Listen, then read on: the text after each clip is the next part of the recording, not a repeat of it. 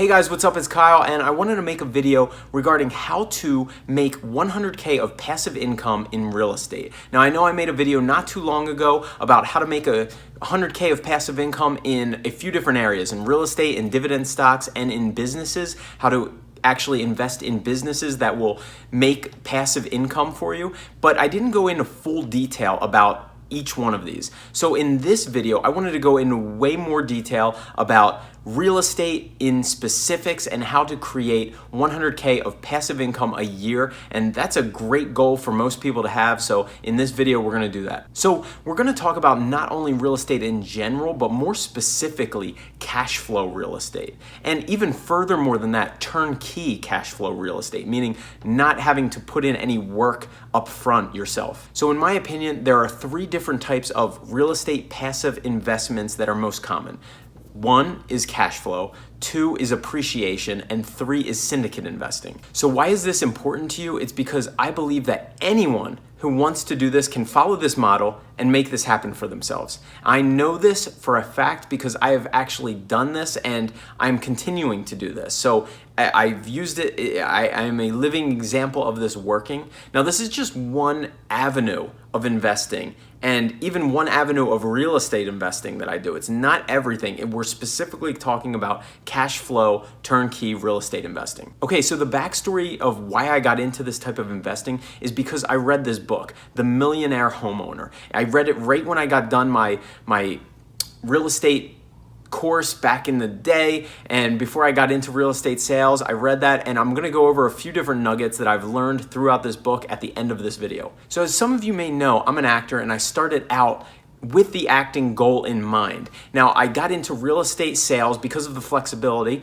and I just so happened to fall in love with real estate. So that was an added bonus, but I became an investor of real estate because I wanted to build this cushion of passive income to be able to do whatever it is I wanted to do.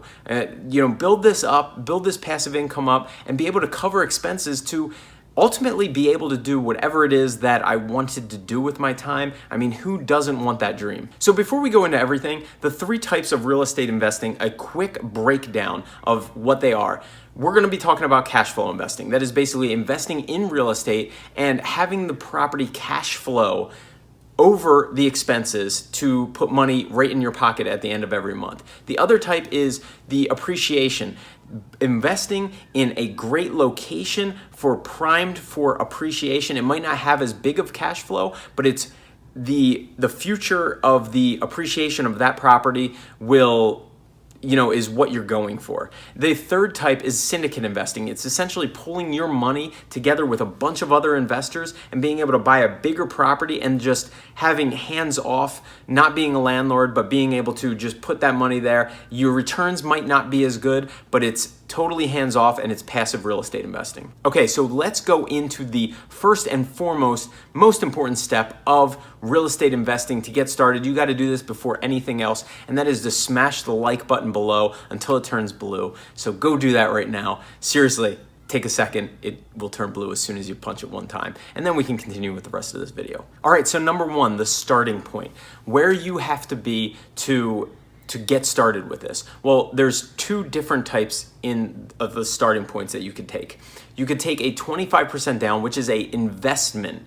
You could essentially buy it as an investment package, like an LLC. You can open an LLC up, buy it, and put 25% down. Now your rates are gonna be, I don't wanna even get into this, but your rate might be a little bit higher in borrowing money as an investor, but that is 25% down. The other way to get into this is to put as low as 3.5 to 10% down, depending, and buy it as a primary residence and essentially live in one unit and rent the other units out. Okay, so let's use 200K, a 200K property as an example. So 200K property as an example, putting 25% down is essentially 50K. So if you take that 50K, you can buy that property. Now, there's gonna be maybe another 10K added on closing costs. However, the way to go around and put less money up front is to actually pay more money for the property and just do a seller's credit at closing. So essentially, you could take that $200,000 property, put 25% down, and just say you pay full asking price for it, but you want 20 grand off and 20 grand back in your pocket at closing, that's one option to do. Now, the second way of doing this is putting down the 3 to 10% down, and that's living as a primary resident.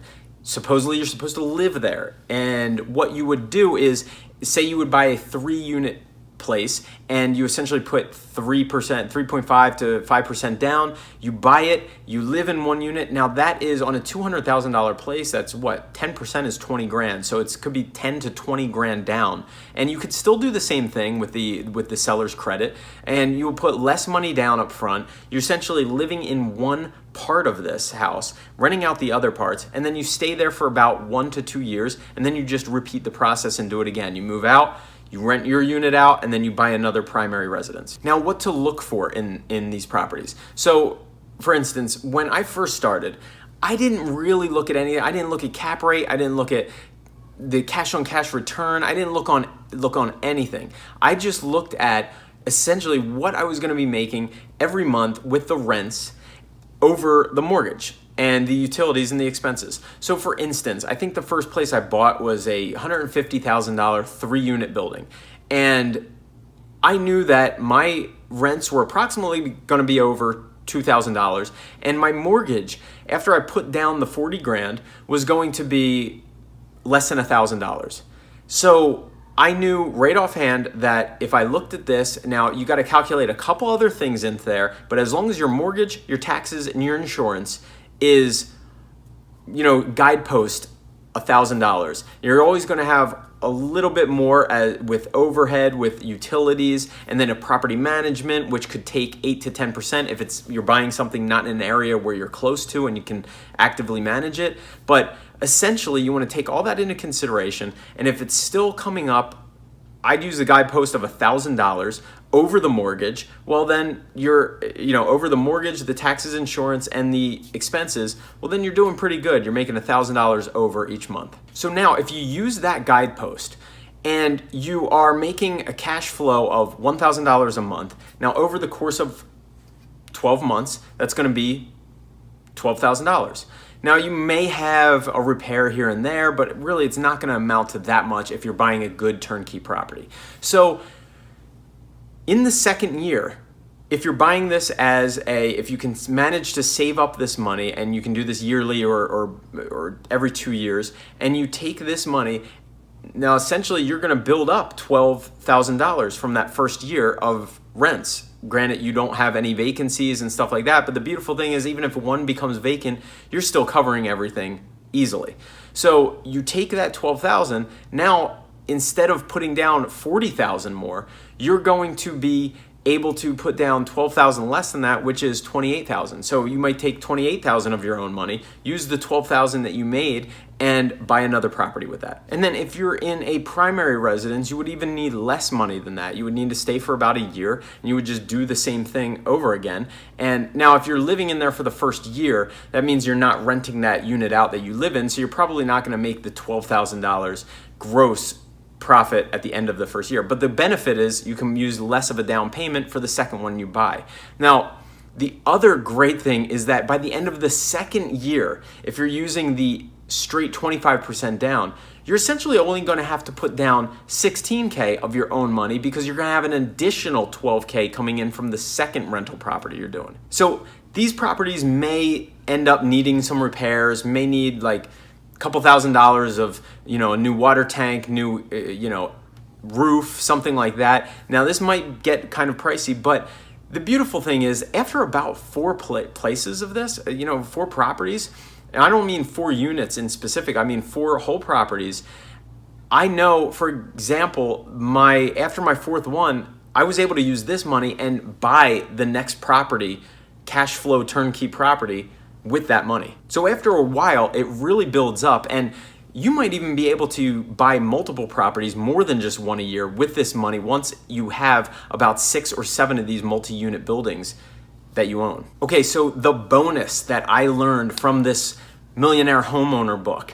Number 1, you're actually making more than just the $12,000 that you think you're making. You are making way more money on these properties, because you might only be seeing $12,000 a year or $1,000 a month cash flow. However, that other payment that you're paying the mortgage, your tenants are actually paying down the money on your asset. They're paying for the mortgage. So essentially, in some years' time, whether it's 20, 30, or something like that, you will actually have this paid off. So not only will you own this outright, this asset of all this money, but you will also be making double because you won't have that mortgage payment to be making. And the second bonus is the appreciation.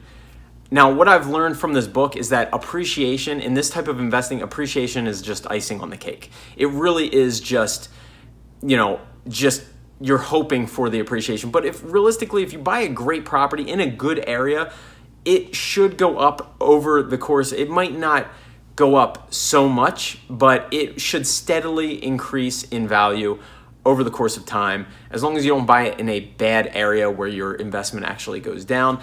You buy it in a good area with hopefully a good school system, and the money, the investment will just go up.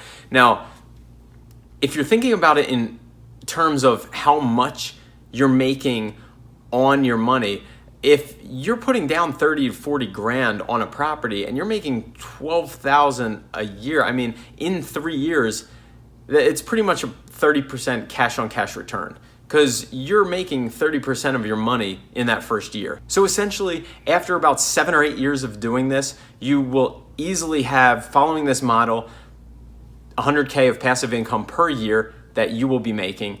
And actually, after about 4 or 5 years, you'll be able to just use this money your investments make to buy other properties. So you should be able to do this quicker, and you should be able to make your 100K of passive income easily over your mortgages following this model in about 6 or 7 years. So guys, thank you so much for watching this and staying to the end. Comment, tell me what you think, and I will reply to you. If there's anything else you want me to cover, please feel free to let me know. Other than that, hit the like button, please. If you have not done so already, make it turn blue, just smash it. And it helps with the YouTube algorithm. I would appreciate it greatly. Also, subscribe if you have not done so already, and hit the notification bell so you will get notifications every time I post a new video. And follow me on Instagram if you're on there. I post there pretty much daily, so you will get other aspects of my life as well. Also, down below, there are links to Robinhood, 2 free stocks. If you're not on Robinhood yet, you will get a free stock there. So just by signing up. Also, Acorns, it's something that I use. It essentially saves your digital change, and when you swipe your credit card, so it's kind of like a forced savings. It's pretty cool, and I would check that out if you want as well.